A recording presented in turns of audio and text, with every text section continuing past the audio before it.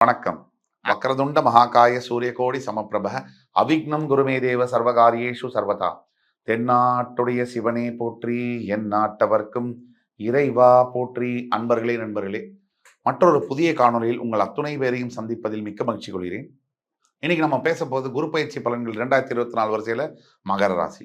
காலவருஷனுடைய 10ஆம் வீடு, செவ்வாய் உச்சம் பெறக்கூடிய, சனி பகவான் ஆட்சி பெறக்கூடிய, குரு பகவான் நீச்சம் பெறக்கூடிய வீடு. இந்த குரு பயிற்சி பலன்கள் 2024 இதுல மகர ராசிக்கு எந்த அளவுக்கு சிறப்பா இருக்குங்கிறத பார்ப்போம். குரு பயிற்சி மேஷராசியிலிருந்து ரிஷபராசிக்கு வருகின்ற ஏப்ரல் 30ஆம் தேதி பெயர வைக்கின்ற குரு பகவான் மகர ராசிக்கு எதை கொண்டு வர போகிறார்?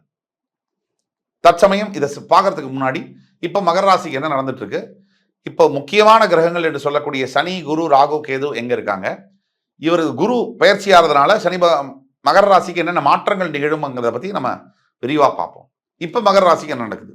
பாதசனியினால் மிகப்பெரிய அளவில் பாதிக்கப்பட்டிருக்கக்கூடிய மகர ராசி அன்பர்கள், ஜென்மசனியிலிருந்து விடுபட்டு இன்னும் 7.5 சனி போல கடைசி 2.5 ஆண்டுகள்ல இருக்கக்கூடிய மகர ராசி அன்பர்கள். மகர ராசி அன்பர்களை பத்தி நான் ஒன்றும் புதுசா சொல்ல போறதில்ல. மகர ராசி எனக்கு ரொம்ப பிடித்த ராசி என்பதை பல காணொலியில நான் சொல்லியிருக்கேன். ஏன் பிடிக்கும் அப்படின்னு பல பேர் கேட்டாங்க என்கிட்ட. வைராக்கியம், நேர்மை, கடினமான உழைப்பு, பிடித்த ஒரு கொள்கையில அதுல இருந்து விலகிறது கிடையாது. ஏழ்மையான நிலைமையிலிருந்து கடினமாக உழைத்து மிகப்பெரிய உயரங்களை எட்டக்கூடிய மகர ராசி அன்பர்கள். இதுதான் மகத்துவமான மகர ராசி. 12 ராசிகளில் யாருக்கும் இல்லாத அளவுக்கு சகிப்புத்தன்மை, போராட்ட குணம், எப்படியும் ஜெயித்தாக வேண்டும் என்ற எண்ணங்கள், இதுதான் எனக்கு மகர ராசியை பிடிக்கிறதுக்கான காரணங்கள். மகர ராசி அன்பர்களை பொறுத்த வரைக்கும் எது வேணாலும் விட்டு கொடுப்பாங்க, ஒன்றை மட்டும் விட்டு கொடுக்க மாட்டாங்க. வைராக்கியம், சுயமரியாதை, சுய கௌரவம். இந்த மகர ராசி அன்பர்களுக்கு நான் சொல்லி உங்களுக்கு தெரியணுங்கிறதுல பணப்பிரச்சனையினால, ரொம்ப பணப்பிரச்சனை, கொஞ்சம் நஞ்சம் இல்லை, ஒரு 500 ரூபாய் 1000 ரூபாய் கூட இல்லாத அளவுக்கு பணப்பிரச்சனைகள் மகர ராசி அன்பர்களுக்கு பார்த்துட்டு தான் இருக்காங்க. நல்ல வசதியா வாழ்ந்தவங்க, இந்த நம்ம சூப்பர் ஸ்டார் கூட சொல்லுவாரு, நல்லா வாழ்ந்தவன் இன்னைக்கும் கெட்டு போக கூடாதுன்னு. ஆனா மிகப்பெரிய உயரத்துல வாழ்ந்தவர்கள் இன்னைக்கு 7.5 சனியினால் அடிப்பட்டு, துவைத்து எடுக்கப்பட்டு ரொம்ப கஷ்டத்துல இருக்காங்க. இது ஒரு பாயிண்ட். 2வது புல்லட் பாயிண்ட், மகர ராசி அன்பர்கள்ல ரொம்ப இந்த பாசம் பந்தம்லாம் உண்டு. நண்பனுக்காக ஏங்குறது, மனைவி கணவனுக்காக ரொம்ப ஏங்குறது, அபரி விதமா ஃபீல் பண்றதுலாம் மகர ராசிக்கு உண்டு. அப்படி மகர ராசி அன்பர்கள்ல கணவனை பிரிந்து, மனைவியை பிரிந்து, இல்ல ரொம்ப உற்ற தோழனுடைய மறைவுக்கு பிறகு அழுது கொண்டிருக்கக்கூடிய உள்ளத்தால் இரத்த கசிவை ஏற்படுத்தக்கூடிய அளவிற்கு இந்த 7.5 சனி அவர்களை பாதிச்சிருக்கு. வெளியில சிரிச்சா கூட உள்ளுக்குள்ள அழுது கொண்டிருக்கக்கூடிய மகர ராசி அன்பர்கள். தினந்தோறும் வாழ்க்கை எல்லாம் முடிஞ்சிருச்சு, இனிமே என்னங்க இருக்கு, நல்லது இனிமே நடந்தா என்ன, நடக்கல என்ன, அந்த அளவுக்கு மனசுல விரக்தி, அந்த அளவுக்கு மனசுல இறுக்கம், இதெல்லாம் இருக்கக்கூடிய மகர ராசி தோழர்கள். தவிர பொருளாதாரம் இந்த காலகட்டத்தில் பணம் இல்லைன்னு சொன்னா நம்ம போனத்துக்கு சமானம்னு சொல்லுவாங்க. அந்த அளவுக்கு பணம் சம்பாதிக்கிறது ரொம்ப கஷ்டம். அது ஒரு நிலையில வைக்கிறது ரொம்ப கஷ்டம், இறங்குறது ரொம்ப ஈஸின்னு சொல்லுவாங்க. அப்படிப்பட்ட நிலையில இருந்து கீழே இறங்கி ரொம்ப அவஸ்தைப்பட்டுக்கிட்டு இருக்க மகராசி அன்பர்கள் உறவால, மனதால, பணத்தால, உடலால பல அவஸ்தைகளை பார்த்து கொண்டிருக்கக்கூடிய மகராசி அன்பர்கள் வாழ்க்கை இனி போதும் என்ற முடிவுக்கு வந்த மகராசி அன்பர்கள் பல பேர் இருக்கிற போது கூட, ஆனா எனக்கு தெரியும் அதுல இருக்கக்கூடிய லட்சோப லட்ச அட்லீஸ்ட் என்னுடைய ஃபாலோவர்ஸ் கண்டிப்பா வாழ்க்கையில ஜெயிப்போம் அப்படிங்கிற தன்னம்பிக்கையுடன் திருப்பி எழுந்து அடிக்க தொடங்க போறாங்க. கண்டிப்பா வெற்றி கொள்வார்கள், மறுபடி ஜெயிக்க போகிறார்கள் மகர ராசி அன்பர்கள். இந்த அதாவது உங்களுடைய 3ஆம் வீட்டில் ராகு இருக்கார், மீன ராசியில, அவர் அங்கதான் இருக்கணும். 2ஆம் இடத்தில் உங்கள் ராசிநாதனான சனி பகவான் ஆட்சி பெற்றிருக்கிறார், அது நல்லதுதான். அதே மாதிரி உங்களோட 4ஆம் வீட்டில் இருக்கக்கூடிய குரு பகவான் 5ஆம் வீட்டிற்கு போக போகிறார். குரு உங்களுக்கு சமக்கிரகம், எதிரியும் அல்ல, நண்பனும் அல்ல. அவர் 5ஆம் வீட்டிற்கு போவது, ரிஷபத்துக்கு போவது உங்களுக்கு நல்லதுதான். அவர் மேஷராசி செவ்வாயுடைய வீட்டில் இருக்கிறத விட ரிஷபராசி சுக்கிரனுடைய வீட்டில் இருக்கிறது உங்களுக்கு நல்லது. ஆக மகர ராசிக்கு அதுவும் பிளஸ். ஆனால் உங்களுடைய பாக்கியஸ்தானம் என்று சொல்லக்கூடிய கன்னி ராசியில் இருக்கக்கூடிய கேதுவினால் கண்டிப்பா தந்தை மகனுக்குள்ளார பிரச்சனை, கொஞ்சம் ஃப்ரிக்ஷன். 2ஆம் இடத்தில் இருக்கக்கூடிய சனி பகவான், அதாவது ஆட்சி பெறக்கூடிய சனி பகவான், உங்களுக்கு தனம், வாக்கு, குடும்பத்தில் நல்ல மகிழ்ச்சியான சூழ்நிலைகளை ஏற்படுத்துகிறார். அது மகர ராசிக்கு நடக்க போகுது. ஆனா 3ஆம் இடத்தில் இருக்கக்கூடிய ராகுனால நுண்ணறிவு கல்வின்னு சொல்லக்கூடிய பயோடெக்னாலஜி ரிலேட்டட் எஜுகேஷன் கொஞ்சம் டைவர்ஷன் வந்து படிக்கிறதுல இருந்தாலும் மாணவ மாணவியர்களுக்கு நுண்ணறிவு கல்வி பயோ நானோ டெக்னாலஜி இந்த மாதிரி வந்து சமாச்சாரப்பட்டது மருத்துவத்துறையில் படிக்கக்கூடிய அனைத்து மகர ராசி நண்பர்களுக்கும் ஒரு பொற்காலம். அதே மாதிரி 4ஆம் இடத்திலிருந்து 5ஆம் இடத்துல போற குரு பயிற்சியை மட்டும் பார்ப்போம்.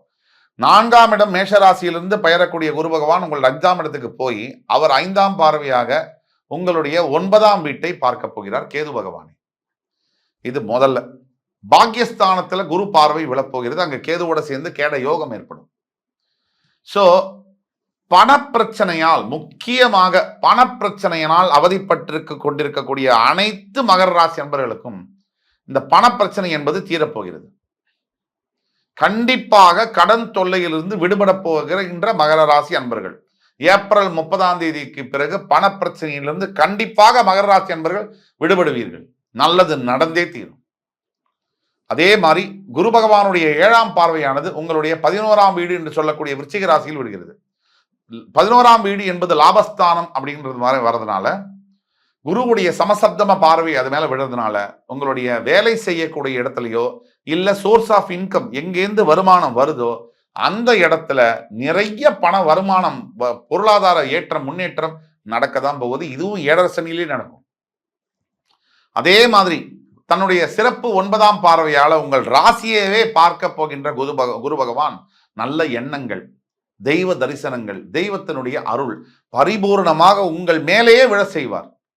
ஆக ஒட்டுமொத்தமாக இந்த குரு பயிற்சியானது இந்த மகர ராசி அன்பர்களாகிய நீங்கள், என் உயிரினும் மேலான மகர ராசி அன்பர்களே, உங்களுக்கு இந்த குரு பயிற்சியானது ஒரு ஜாக்பாட் குரு பயிற்சின்னு சொன்னா மிகையில்லை. அதாவது கடந்த ஒரு 7லிருந்து 10 வருஷமாக வாழ்க்கையில என்னென்ன டிக்ஷனரியில இருக்கோ அத்தனை சங்கடங்களையும் அனுபவிச்சிருக்கீங்க. பார்க்காத ஒண்ணுமே இல்லை. மனசெல்லாம் வந்து வெறுத்தே போச்சு உங்களுக்கு இருந்தா கூட இந்த நிலைமையில தான் நீங்க கொஞ்சம் தன்னம்பிக்கையோட இருக்கணும். தன்னம்பிக்கை இல்ல, நம்பினார் கெடுவதில்லை, இது 4 மறை தீர்ப்பு. நம்பிக்கை இல்லைன்னா எதுக்கு சார் வாழ்க்கை? அடுத்த நிமிஷம் மூச்சு தன்னாலே நம்பி விட்டுக்கிட்டே இருக்கு. நம்மளை கேட்டு பர்மிஷன் கேட்டெல்லாம் விடல. 24 மணி நேரமும் 7 நாட்களும் 365 நாளும் கூட மூச்சு விட்டுட்டே இருக்கு. நம்பணும் சார். முதல்ல நீங்க ஜெயிப்பீங்கன்னு நீங்க நம்பணும். நீங்க நம்பலன்னு சொன்னா எதுவுமே நடக்காது. கடந்த வாழ்க்கையை வச்சு பல பேர்கிட்ட இருக்கக்கூடிய மிஸ்டேக் என்னன்னா, இது வரைக்கும் நடந்த வாழ்க்கையை வச்சு இனிமேல் இப்படிதான் நடக்கும் அப்படின்னு நினைக்கிறீங்களே, அதை போட ஒரு மிகப்பெரிய தவறு இல்லை. இப்போ ஒரு உதாரணத்துக்கு அமெரிக்காவில் மிகப்பெரிய தொழிலதிபர் ஒருத்தர் 87 வயசுல மரணம் அடைஞ்சார். அவருடைய வாழ்க்கையை 16 வயசுல ஒரு ஹோட்டல்ல பேரரா தொடங்கி 40 வருஷத்துக்கு மேல ஒரு ஹோட்டல்ல பேரரா ஒர்க் பண்ணி $100 சம்பளம் வாங்குறார், ரிட்டையர்மெண்ட் பெனிஃபிட்டா. இதுக்கு நடுவில் அவருக்கு 2 திருமணம், 2மே விவாகரத்து, குழந்தைய பிரிய வேண்டிய சூழ்நிலை. கிட்டத்தட்ட ஒரு 30க்கும் மேற்பட்ட பிசினஸை தொடங்கி எல்லாத்துலையும் ஃபெயிலியர்.